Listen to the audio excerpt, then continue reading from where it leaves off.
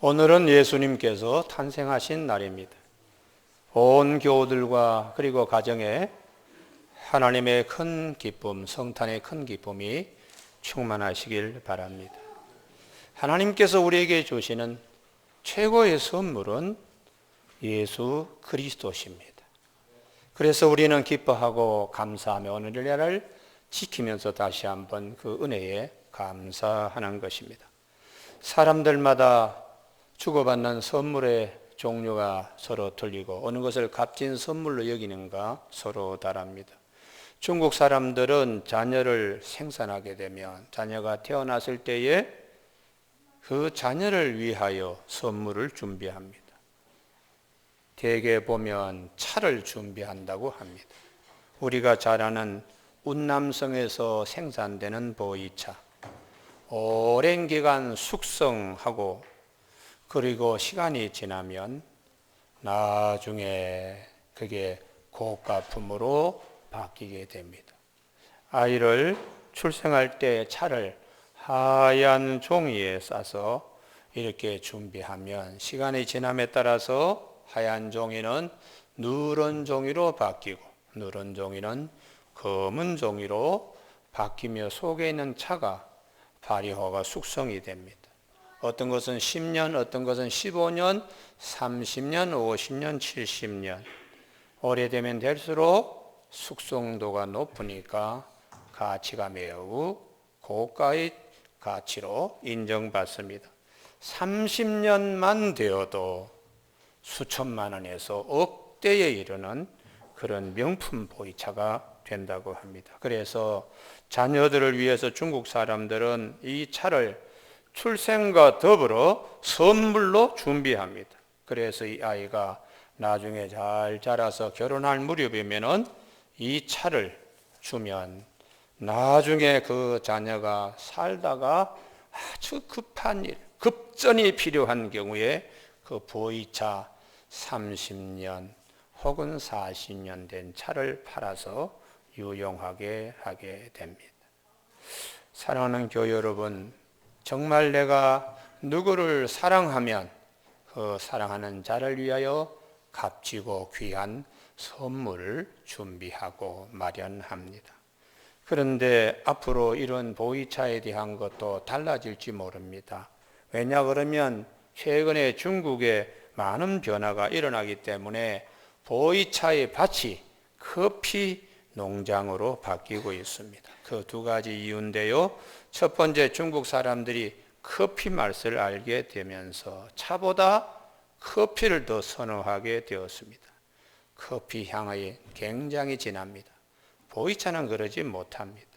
그래서 강한 맛을 느낀 것이 한번 맛을 들여놓으면 맛이 그런 이제 보이차와는 비교할 수 없기 때문에 중국의 많은 사람들도 커피를 선호하게 되고요. 그리고 우리나라에도 뭐 젊은 분들이 그 신호 대기하면서 점심시간에 보면 다 커피 한 잔씩 다 들고 있습니다. 우리나라가 한 해 커피 소모하는 양이 세계에서 손가락에 꼽는 그런 나라가 시장 규모가 한 1조 6천억 정도, 이게 3년 전 통계입니다. 그렇게 된다고 합니다. 그러니 중국도 앞으로 젊은이들이 다 손에 커피를 들고 그리고 건널목에서 서 있는 모습이 곧 이제 오게 될 것이기 때문에 이 차밭들이 다 커피밭으로 이제 바뀌고요. 또 하나는 심어 놓은 이 보이차의 나무가 고령화가 되면서 생산성이 떨어져서 곳곳에서 이제 갈아엎고 커피의 나무를 심게 됩니다. 그런데 이런 와중에서도 끝까지 보이차를 고집하는 분들이 계십니다. 그 이유는 조상들이 후손을 위해서 배려한 사랑, 이 밭만 잘 가꿔주고 여기서 나눈 차를 가지고 잘 하면은 우리 후손들은 잘 살 것이라고 생각하는 그 조상들의 후손에 대한 깊은 배려와 사랑을 저버릴 수 없기 때문에 그것을 끝까지 고집하는 가정도 있다고 합니다. 우리나라는 자녀를 사랑해서 출생할 때에 오동나무를 심습니다. 그래서 그 오동나무를 심은 뜻이 어디 있는가? 자녀가 결혼할 때에 그 나무를 베어서 농 하나라도 해줘야 되지 않겠는가? 오동나무로 만든 이 가구는 가볍고 그리고 유용하게 쓸 수 있기 때문에 딸아이를 시집 보내든지 아들을 장가 보낼 때에 그때 출생했을 때 심어놓은 나무를 크게 이제 자란 나무를 베어서 그걸 농으로 만들어주고 했습니다. 오늘 누가는 우리에게 가장 큰 선물이 무엇인가? 하나님께서 우리에게 아기 예수님을 선물로 주셨다. 할렐루야! 이게 최고의 선물이다. 이렇게 우리에게 일러주고 있습니다. 사랑하는 교우 여러분, 그래서 누가복음 1장에 보면 이 누가복음을 기록하게 된 배경이 있는데요.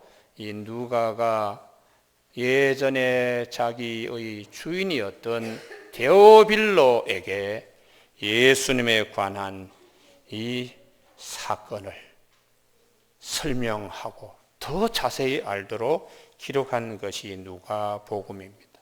누가는 데오빌로 각하라고 하는 분에게 하나님이 우리에게 주신 가장 큰 선물, 이것을 영혼에 심는 생명나무를 심어주는 일을 하고 있습니다.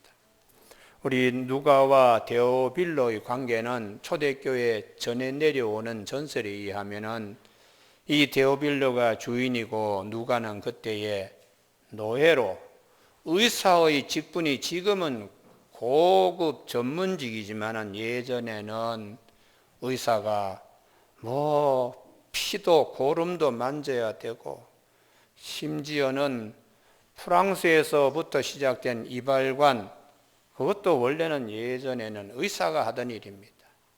그래서 그 사람의 머리도 감겨주고 면도도 하고 손톱도 깎아주고 이런 이제 천한 직업이 로마 시대에 이 노예들, 종들이 했던 일인데 누가는 이 업종을 가지고 있었어요. 그런데 주인이 하루는 죽어갈 병에 걸렸습니다. 그래서 의사인 누가가 데오빌로를 기도도 많이 하고 정성껏 그를 고쳐주었더니 이 데오빌로 주인이 어떻게 신세를 갚을까? 그래서 생각하고 고민한 끝에 자기 집에 있는 종, 이 누가를 자유인으로 풀어줬습니다. 자유인이 된 이 누가가 주인에게 고마운 표시로 뭘 선물할까? 하나님이 우리에게 주신 최고의 선물 예수 그리스도와 그분을 따르는 제자들의 행적에 대하여 분명하게 알려주는 것이 값진 선물, 자유인이 되게 한 주인의 은혜에 보답할 수 있는 것이라고 해서 이 누가복음과 사도행전을 기록해서 전해줬습니다. 교회 여러분, 우리 모두가 죄의 종이었던 우리인데 하나님의 은혜로 다 예수 안에서 자유인이 되었습니다. 할렐루야. 그러면 이 자유인이 된 것에 대한 고마움을 어떻게 우리가 표현하고 어떻게 우리가 표시해야 할 것인가요? 누가와 같이 우리 모두에게 최고의 선물은 보이차도 아니고 오동나무도 아니고 생명나무로 오신 예수 그리스도, 생명의 떡으로 오신 예수 그리스도, 그분을 우리가 기뻐하고 감사하기 때문에 전 세계가 기쁜 성탄절 메리 크리스마스로 지키고 있습니다. 사랑하는 교우 여러분, 어제 혹시 우리 위층에 앉아서 예배드리는 어린 우리 주일학교 학생들과 함께 예배드리는 가족 식구들, 어떤 장난감도 사주실 것이고 또 중고등부 학생은 부모들이 용돈을 쓰라고 용돈이나 문화상품권이나 카드를 선물로 주신 가정도 있을 것입니다. 그러나 오늘 이 11시 예배에 다 참석하는 이 자체가 자녀들에게 가장 큰 선물을 주시는 것입니다. 할렐루야. 영혼의 예수님이 오늘 우리에게 오셨나리다 하고 심령 영혼의 귀한 은혜를 심어주는 그런 걸음이요, 또 심어주는 예배 시간이기 때문입니다. 오늘 우리 11시 예배에 참석한 모든 교우들에게 하나님이 주시는 최고의 선물 예수 그리스도, 가정의 대를 이어가면서 그 은혜에 감사하는 가정으로 복받기를 바랍니다. 어린 심령들이 할아버지, 할머니, 아버지, 엄마 손목 잡고 교회에 오늘 성탄절인데 하고 집을 나서는 그 자체가 생명나무 아기 예수님을 심어주는 최고의 선물을 확증하는 귀한 일이 되기 때문입니다. 그러면 오늘 본문을 통해서 누가는 하나님의 가장 큰 선물 아기 예수님의 탄생에 관계하여 우리가 기억할 것은, 첫 번째에 역사는 사람의 힘에 의해서 굴러가는 것이 아니라 하나님의 뜻에 따라 진행된다는 것을 깨우쳐주고 있습니다. 1절, 2절, 3절입니다. 그때 가이사 아구스도가 영을 내려 천하로 다 호적하라 하였으니 이 호적은 구레네가 수리아 총독되었을 때에 처음 한 것이라. 모든 사람이 호적하러 각각 고향으로 돌아가매. 아우구스도 시저가 다 호적하러 자기 고향으로 가세요 하고 법령을 선포해서 거기에 따라 많은 사람들이 이제 움직입니다. 이동합니다. 마치 표면적으로는 권력의 힘에 의해서 사람들이 움직이고 역사가 진행되는 것 같지만은 누가는 그렇지 않다는 것이죠. 로마 시대 때의 인구조사, 호적, 주로 징병과 징세를 목적으로 10년 단위로 했습니다. 그렇기 때문에 일반 서민들은 자기의 고향까지 가는데 생업과 모든 것을 포기를 하고 지장을 많이 받고 그리고 가야 됩니다. 그래서 구약 성경에 다윗의 시대에도 인구조사가 있었는데 그것은 매우 민폐를 끼치는 일이다, 그렇게 성경은 말씀하고 있습니다. 다윗이 내가 이제 큰 나라의 임금이 되었으니까 내 휘하에 군대 숫자가 얼마나 되며 한 해의 세수가 어느 정도 되는가를 알기 위하여 하나님이 시키지도 않는 인구조사, 호적을 하게 했습니다. 그때에 그의 가장 충직한 장수였던 요압 장군이 반대를 했습니다. 이유는 생업 일터에 막대한 지장을 주기 때문이라고요. 농사 짓는 사람들 하루에 과실을 제때에 추수하지 않으면 그것이 문드러져서 쓸모가 없게 됩니다.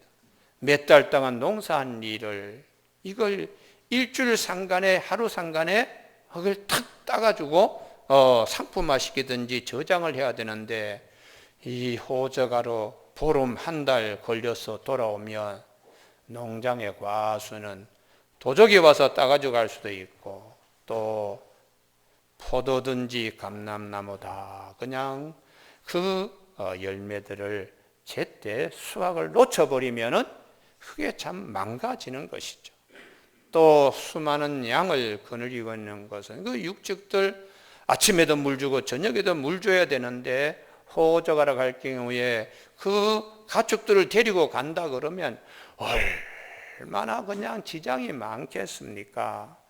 그래서 인구조사는 하나님이 꼭 하라고 할 때 이외에는 하지 않도록, 왜냐하면 민폐가 크기 때문입니다. 나중에 다윗이 힘으로 밀어붙였습니다. 내가 왕인데 누가 감히.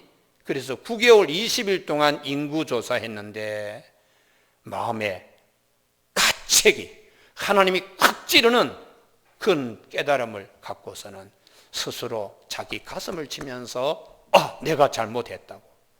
그래서 하나님께서 너 벌 받아야 되겠다. 어느 것 택할래? 7년 동안의 기근 속에서 살겠냐? 석 달 도망 다니면서 피해 다니겠느냐?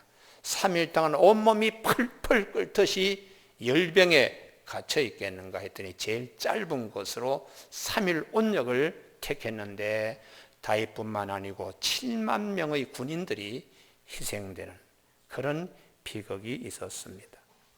교우 여러분, 오늘 요셉과 마리아의 가정은 시저가 말 한마디에 힘든 여정의 길을 떠나야 합니다. 갈릴리 지역의 나사렛에서 유대 지역의 베들레헴까지 직선 거리만 130km니까 꼬불꼬불하고 산을 넘고 개울을 건너고 사막을 지나서 오는 데는 130km 직선 거리가 2배 내지 2배 반의 거리가 된다면 서울에서 부산까지 긴 거리를 아기를 이제 곧 출산할 산모의 몸으로 나귀를 타고 오더라도 엄청난 충격, 엄청난 고생이요, 힘든 여정입니다. 그래서 4절, 요셉도 다윗의 집 족속이므로 갈릴리 나사렛 동네에서 유대를 향하여 베들레헴이라 하는 다윗의 동네로 그 약혼한 마리아와 함께 호적하러 올라가니 마리아가 이미 잉태하였더라. 얼마나 힘든 걸음을, 얼마나 먼 여정을 가야 되는가. 거기다가 설상가상으로 만삭한 여인이 왔는데 호텔과 같이 혹은 좋은 출산원과 같은 그런 이제 병원이 있는 것도 아닙니다. 6절, 거기 있을 그때 해산할 날이 차서 쳐다들라 강보로 사여 구유에 누웠으니 이는 여관에 있을 곳이 없음이로다. 기가 막힌 상황이죠. 기가 막힌 상황입니다. 자, 이런 과정에서 하나님은 선하신 뜻을 이루어 가신다고 성경은 말씀하고 있습니다. 할렐루야. 그래서 오늘 우리 교우들 가운데 인생의 여정에서 하나님께서 나를 향한 선한 뜻이 무엇인가 깊이 성찰하는 복 있는 시간 되시길 바랍니다. 하나님의 선한 뜻은 반드시 어려운 고통 가운데도 우리에게는 고통처럼 힘든 여정처럼 느껴지는 그때도 하나님의 선하신 뜻, 마리아와 요셉의 가정을 통하여 하나님의 최고의 선물인 아기 예수님을 하나님이 보내주시는, 그래서 이 믿음을 우리가 가져야 됩니다. 왜냐 그러면 하나님은 선하신 분이시고 하나님은 약속하신 것을 반드시 실행하시는 분입니다. 오래전에 한 700년 전 미가 선지자를 통하여 베들레헴 에브라다야, 너는 유다 족속 중에 작을지라도 이스라엘 다스릴 자가 네게서 내게로 나올 것이다. 베들레헴에서 이스라엘의 목자, 하나님의 최고의 선물인 예수님이 오실 것을, 그리고 한 700년 전 또 이사야 선지자를 통하여 이사야서 7장 4절에 처녀가 잉태하여 아기를 낳았는데 이름을 임마누엘이라 할 것이다. 이사야 11장 1절에 이새의 줄 위에 산 싹이 나며 그 뿌리에서 한 가지가 결실할 것이다는 말씀이 이 마리아와 요셉의 가정 통하여 하나님이 이루어 가시는 것입니다.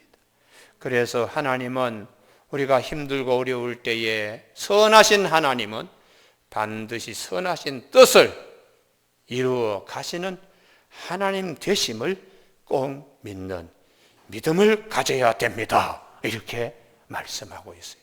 최고의 선물을 예수 그리스도를 보내주신 하나님은 예수 그리스도를 통하여 우리에게 하나님이 이렇게 이루어 가지 않는가, 힘들고 어려운 여정 가운데 있지만은 선하신 하나님의 이 일들이 이렇게 이루어진다는. 그래서 시편 기자는 시편 30절 11절에 주께서 나의 슬픔이 변하여 내게 춤이 되게 하시며 나의 베옷을 벗기고 기쁨으로 띠띠우신다고 고백하고 있습니다. 그리고 성경은 또 이 누가를 복음을 통하여 우리에게, 그러면 하나님의 선하신 건 예수 그리스도를 통해서 우리에게 이루어 주시는데 그 최고의 축복이 무엇인가? 참 평화라는 것입니다. 할렐루야. 그래서 우리 14절 다 같이 합독하실까요? 시작. 지극히 높은 곳에서는 하나님께 영광이요 땅에서는 하나님이 기뻐하신 사람들 중에 평화로다, 평화로다. 이 세상에 누구든지 다 평화를 갈구합니다. 권력을 쥔 자도 평화를 얘기합니다. 당시에 시저도 로마의 평화, 국정 1호로 그분이 기치를 내걸었어요. 로마의 평화가 내가 시저로 있는 이유다. 그래서 원로원에서 야, 이런 분이 있는가? 팍스 로마나, 로마의 평화를 위해서 내가 존재한다. 이런 이제 평화를 얘기하는 분이 있는가 해서 원로원에서 아구스도, 가장 위대한 자, 가장 높은 자라는 칭호를 이분이 받았습니다. 그런데 누가는 아닙니다. 참 평화는 시저를 통해서 오는 것이 아닙니다. 그리스도를 통하여 참 평화는 옵니다.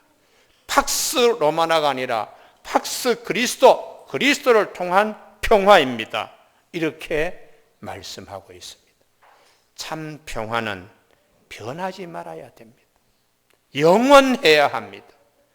이 평화를 사람이 만들어낼 수가 없습니다. 왜냐 그러면 사람은 한시적인 존재이기 때문입니다. 권력을 손에 잡고서 평화를 외치지만은 권력을 손에 놓으면은 그가 외치던 평화는 물거품이 됩니다. 그리고 그렇게 일생 선한 왕으로 산다고 하지만은 죽고 나면은 또 다른 세계가 펼쳐지기 때문에 사람을 통하여 참 평화는 만들어낼 수도 찾아오지도 못하기 때문에 정말 참 평화는 영원하신 하나님, 변하지 않는 하나님, 할렐루야, 그분을 통해서만 참 평화는 오는 것입니다. 이렇게 말씀해 주고 있습니다. 이 평화는 세상의 권력으로부터, 힘으로부터 오는 것이 아님을 특별히 1절, 그때 가이사 아구스도가 영을 내려 천하로 다 호적하라 하였다. 이런 가이사 아구스도에 의해서 평화가 오는 것이 아니라는 것이죠. 진정한 평화는 예수 그리스도를 통해서요. 그래서 우리 주님은 이런 평화를 누구에게 가장 먼저 맛보게 하셨는가? 오늘 본문에 본 목자들을 오늘 누가복음에서 증거해 주고 있습니다. 우리 목자들은 소외되고 천한 자들입니다. 그래서 하나님의 위로가 필요한 자들을 먼저 예수님의 오심과 나타나심과 경배하는 일을 이 목자들이 베들레헴 땅에서 목자들은 예루살렘의 성전 제사용 양들을 이들이 기르는 자들이에요. 그러니까 이 양을 기를 때에 추운 겨울에도 내가 기르는 이 양은 예루살렘 성전 제사용으로 사용될 양이니까 정성을 다하여 양들을 기릅니다. 예루살렘 성전에 예배드리는 제사장들은 이 베들레헴 땅에 있는 목자들의 수고를 고맙게 여겨야 돼요. 그런데 이 목자들이 기른 양들이 예루살렘 성의 양문을 지날 때는 뭐 까탈스럽습니다. 이게 제사용 양으로 적합한지 아닌지 뭐 이렇게 그냥 흠난 것을 어떻게 가져왔는다는 둥. 그래서 이 목자들은 굉장히 천한 직업으로 여겼지만은 목자들에게는 그럴 때마다 상처받지만은 하나님이 내가 이 양을 곱게 키운 걸 하나님은 아시겠지. 하나님만을 바라보는 직업군들을 그들은 그런 직업군에 속했습니다. 교우 여러분, 내가 세상에 누가 알아주지 않고 때로는 아픈 상처의 말을 들어가면서 그래도 이 일이 하나님 앞에 제사 드리는 귀한 제물이 될 것을 생각하면 참고 하나님을 바라보고 하나님의 위로를 기다리는 자, 하나님이 제일 먼저 아기 예수님의 탄생과 그리고 제일 먼저 경배하게 하심으로 참 위로가 되는 그런 큰 축복이 있는 것입니다. 교우 여러분, 오늘 예배 참석하는 우리 교우들에게 이 좋은 하나님이 우리 모두의 하나님 되심을 기억하는 저와 여러분이 되시길 바랍니다. 그리고 오늘 제가 새벽 기도할 때도 그 말씀드렸습니다. 고통과 어려움이 있을 때 사람은 참 위로자가 될 수가 없다. 욥이 고통받았을 때에 재산을 다 한꺼번에 잿더미로 날려버렸습니다. 자녀 10명을 엎친 데 덮친 격으로 10명의 그 귀한 아들, 딸들이 한꺼번에 다 죽었습니다. 거기에다가 자기의 건강도 앞에 배와 등이 붙을 정도로 아주 힘든 그런 이제 건강까지. 그랬을 때에 친구들이 찾아와서 일주일 동안에 말문을 열지 못합니다. 땅에 주저앉아서 같이 그 고통받는 욕 곁에서 일주일 지난 후에 입을 겨우 열었지만은 위로는커녕 상처만 주는 말을 했습니다. 어려울 때 위로는 사람이 줄 수가 없습니다.